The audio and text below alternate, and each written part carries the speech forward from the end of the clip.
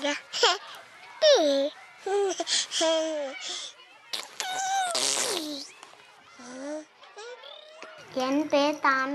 name is Thamirabarani.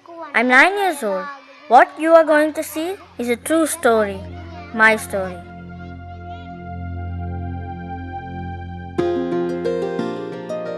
I was born in 2001. 26th November is my birthday. My father's name is Sendil Kumar.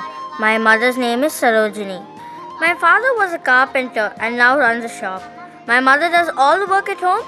She is a housewife. When I was born, my parents were very happy. Then one day, I fell ill.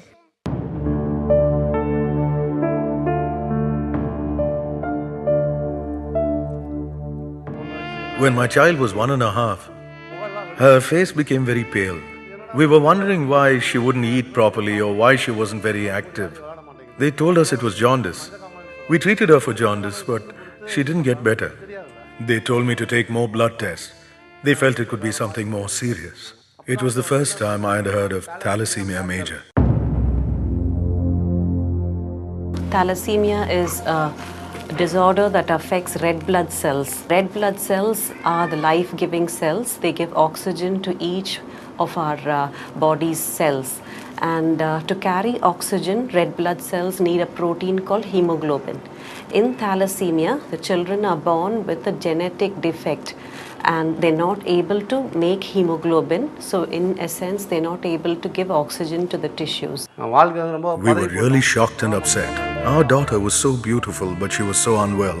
I was so worried that all my dreams for her future would be lost. When I saw the child first, she had anemia.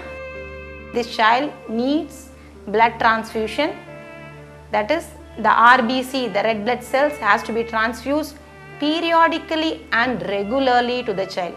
1 or 2 times they came, the child used to come very happily to us, and as the days go by, she knows she has to undergo so many pokes and pricks, and every time they have to have a compatible donor.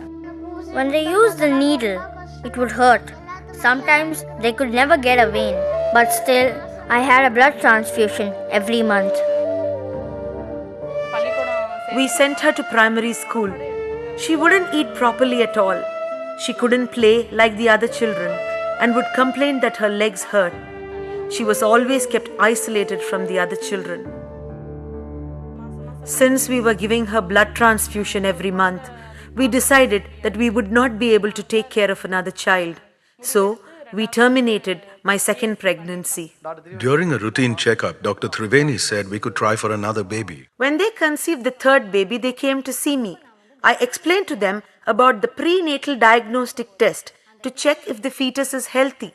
I told them to go to Chennai and do the test before they took any decisions. After 15 days, when the results came, we discovered that this child also was affected by thalassemia. We were really shattered by this and now had completely lost hope.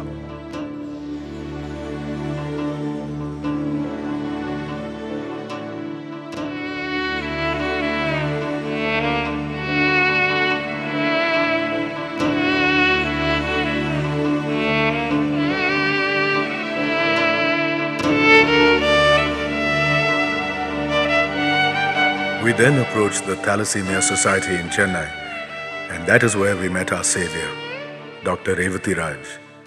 I had first examined Thamirabarani. She was in generally good shape. I had advised them to start her on good oral iron reducing medications and then come back after 6 months when they could plan the next pregnancy. Dr. Revati requested us to try one attempt more to conceive another child. She told us that this child could probably save my elder daughter. By taking the umbilical cord blood from my newborn child and giving it to my daughter, she said that thalassemia could be cured completely. I was filled with new hope now. I knew I had to try and do this at any cost. So we decided to try for another child.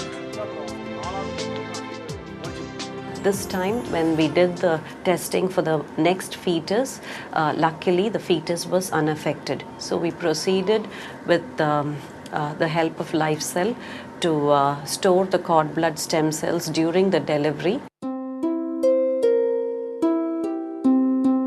We were very moved when we heard about this family in Coimbatore whose child is actually suffering from thalassemia. Last year, Mr. Sendil Kumar met me. Due to his economical situation, we requested the management to do something for them. As part of LifeCell, we've offered this service free of cost to the family, so the family can actually benefit from the value of cord blood banking. There are good NGOs and agencies that sponsor such children, and we directed the father to such agencies to ask for help. Everyone tried to help me out with this. And we were very happy when the doctor also readily agreed to offer her services of delivering the child free of cost. They kept feeding me with hope that I could save my child.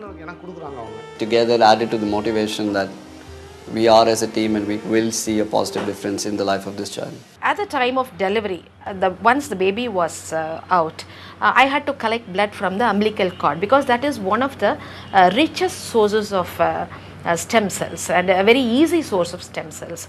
As soon as the baby was born, just prick the umbilical vein, and fortunately I could get 100 ml of blood through the umbilical cord. We collected the umbilical cord blood after the delivery. We then transported it to our lab in Chennai immediately. They're brought here from this point of collection and then they're processed under specific conditions, and then they're stored in an atmosphere of liquid nitrogen and at a temperature of minus 196 degrees centigrade.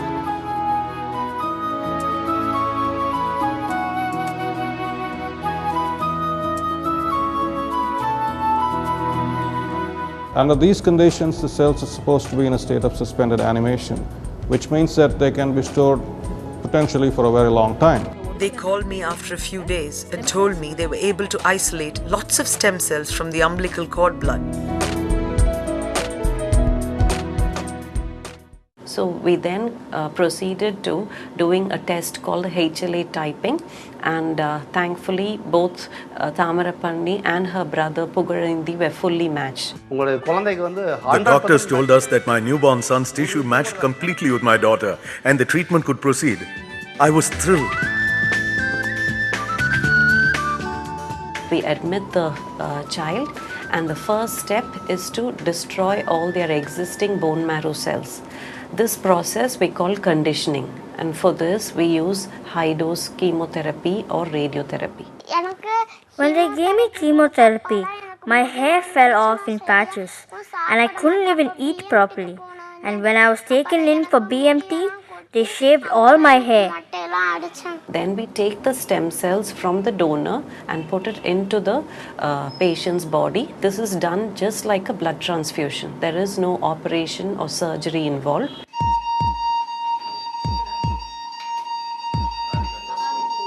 The 17th of March, you could say, was the day my daughter Tamara was reborn.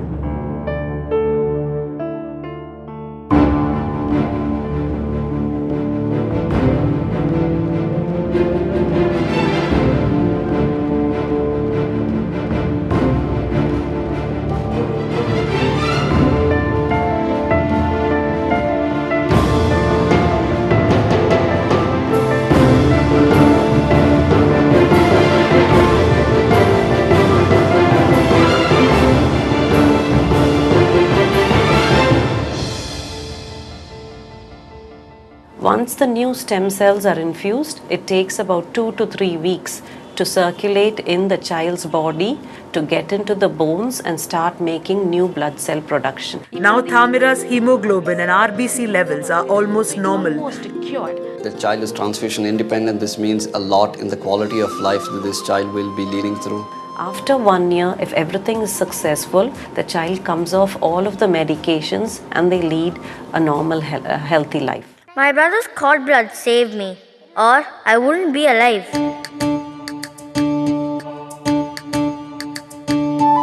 She's much better now. She eats well and plays too.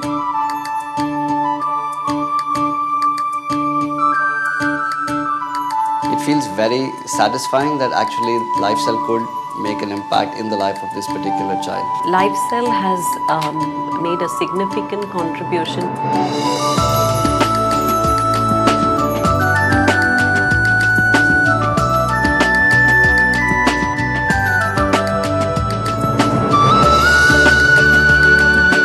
Lifecell is very happy to be a part of this success story.